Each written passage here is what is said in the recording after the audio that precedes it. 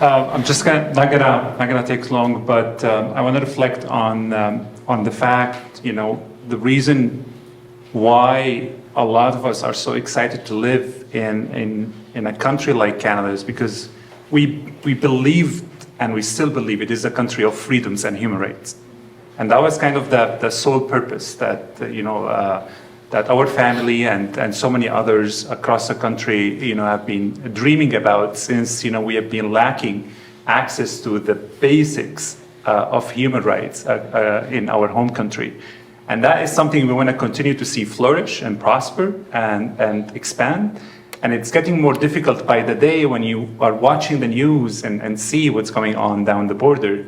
And to be honest, I'm hopeful by nature. I'm optimistic by nature. And I like to think about things in a light and bright way. As you know, this country has restored my faith in humanity 10 years ago, and I hope it continues to do so for so many others who are dreaming about it. But it is a complex country.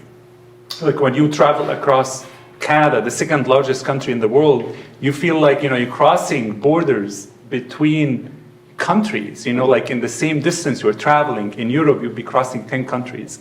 And I feel always, how lucky we are that we have come to that mutual understanding that we share these same values, no matter where we live, no matter what our postal code is.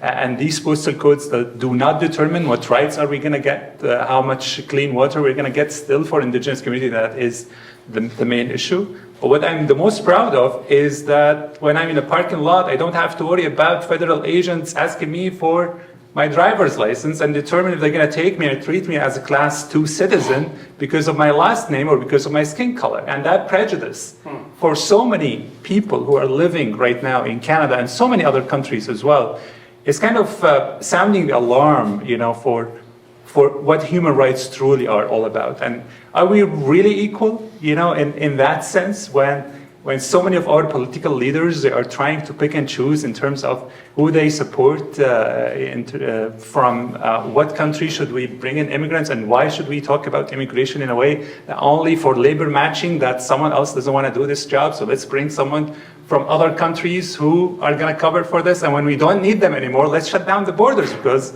the job is done.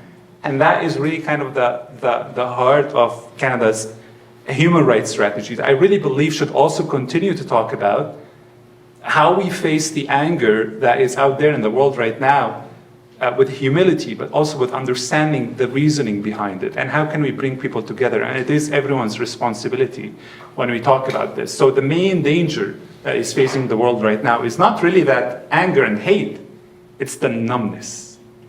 It's becoming numb to what we are watching on the news, becoming numb to the violations of the very humanity that we are pretending to be defending. We're sick of wars, across the world that are killing innocent people because of so many causes and reasons that we have been, we have been listening about.